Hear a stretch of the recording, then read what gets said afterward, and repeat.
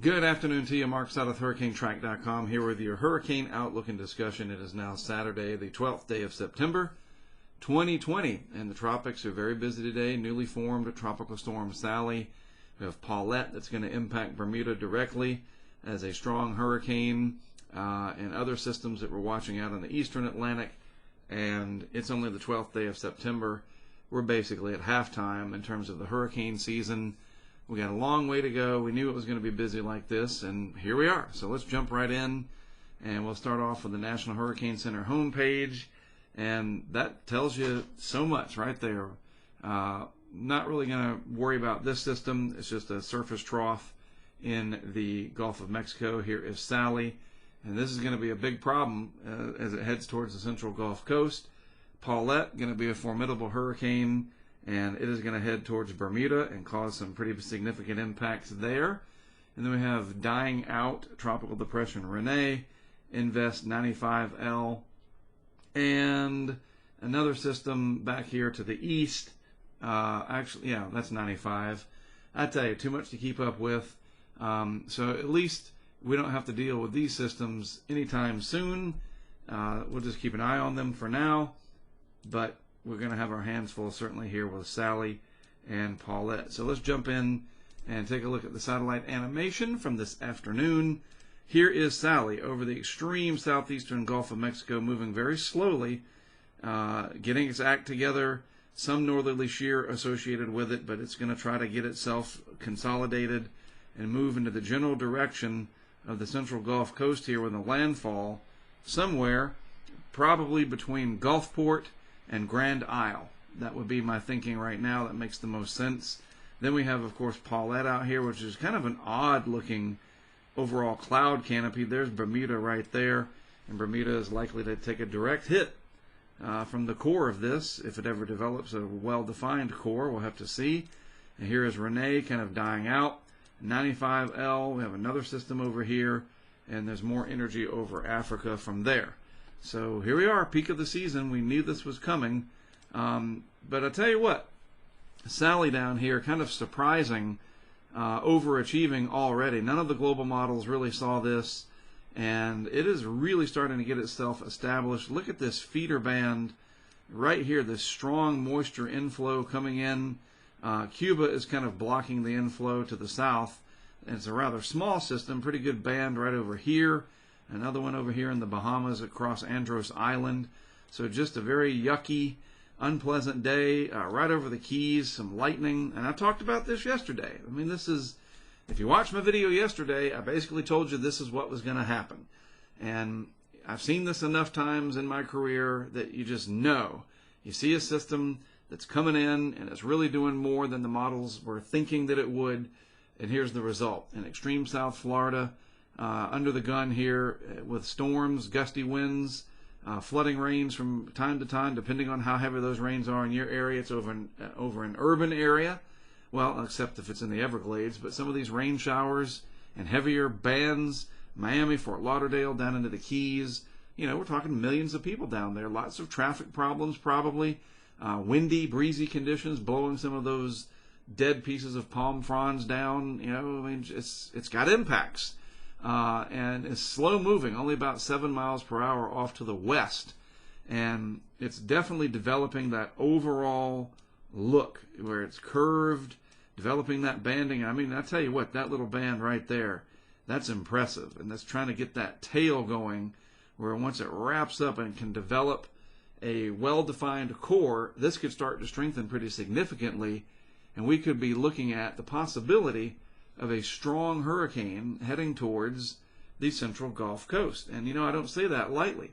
You know, the guidance and the Hurricane Center forecast, generally indicating a Category 1, but I think the ceiling, you know, could be high enough here that it wouldn't surprise me, knowing how little skill there is in intensity forecasting, if this made it to Category 3. You know, that's not a prediction.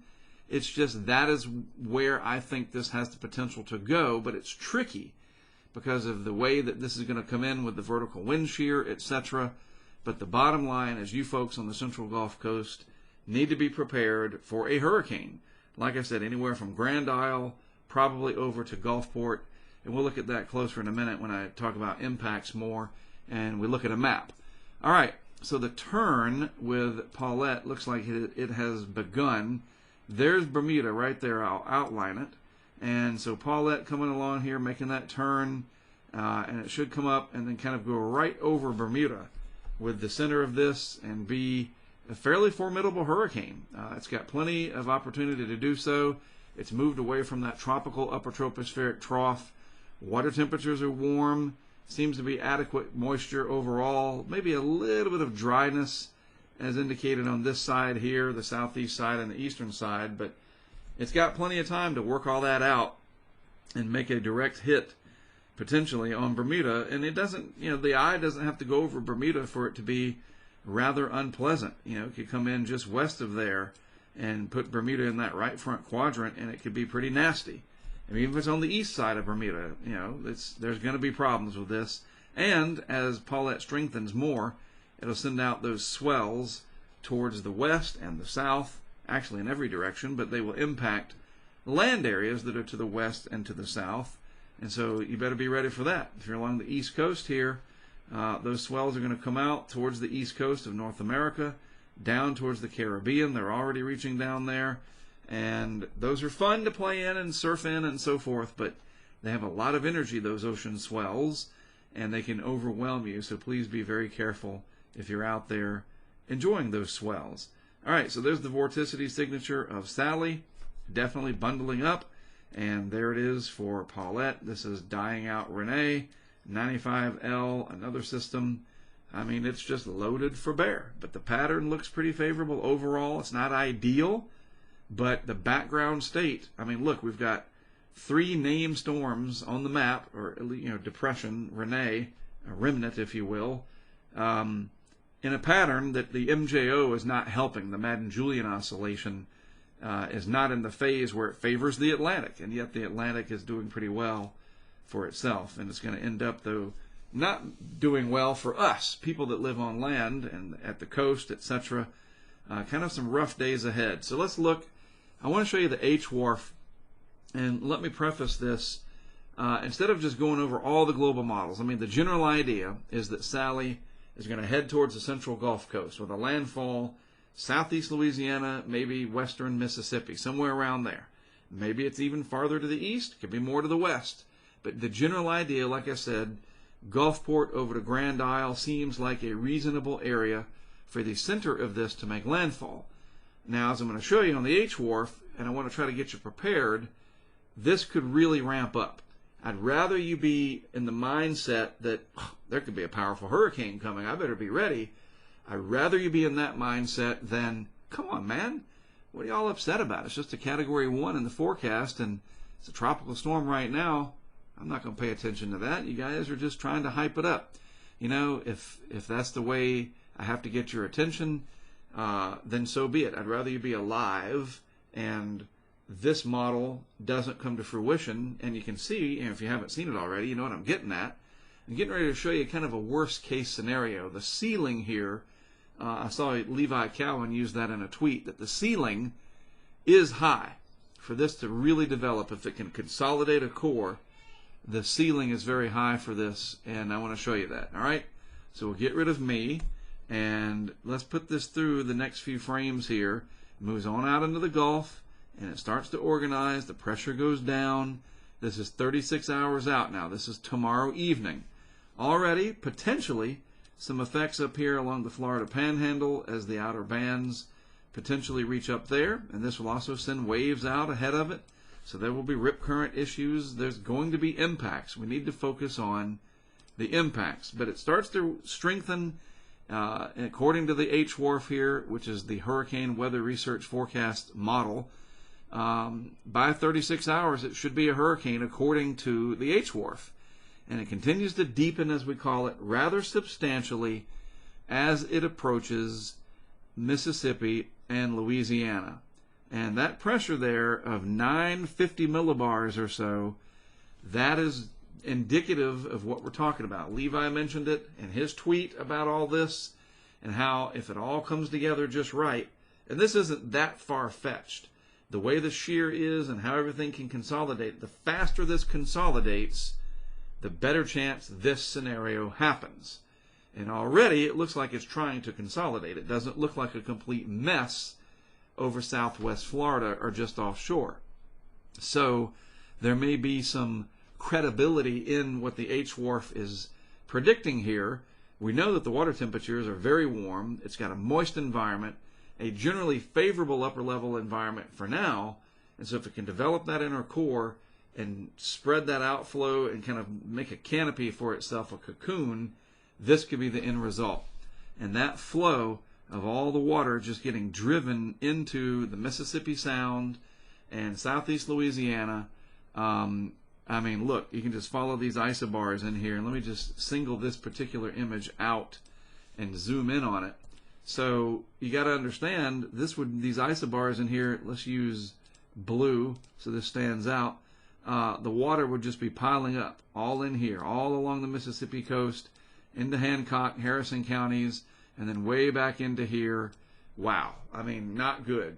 And New Orleans, the northerly flow coming down into New Orleans from Lake Pontchartrain, this has a very bad setup. And along the way, kind of dragging and pushing all that surge towards the same area that it would be moving towards. But then look what happens after this particular frame right here. Let's go back to the web page. So let me see. So it comes in. So not only do we have to think about that it's moving along at parallel to the coast roughly, but offshore, but then it comes in and just kind of goes lollygagging like that right over New Orleans. Not good. And then it makes that northerly turn, so it's pushing the surge kind of parallel, and then it goes north there at the end. Very, very, very dangerous situation with a tremendous amount of rainfall over this area. The storm surge along the coast, Mobile Bay, Gulf Shores, down to Pascagoula, across the Mississippi coast, Gulfport, past Christiane, Long Beach, into Louisiana, Plaquemines Parish, all the way into the city of New Orleans. This has the potential to be very serious. And I just want you to think about that. Just be like, all right, okay, Mark's on to something. I'm just showing you what the model shows. And a little bit of instinct in there that it's just got that look to it. It's already overachieved. It's not late in the season. Why wouldn't it continue to overachieve? And like I said, at the end of the day, if this turns out to be wrong and it's an 80-mile-an-hour hurricane and it's disruptive but no major catastrophe, great. That's awesome. That's a good outcome, because this right here is a very bad outcome, and you just need to be prepared for that.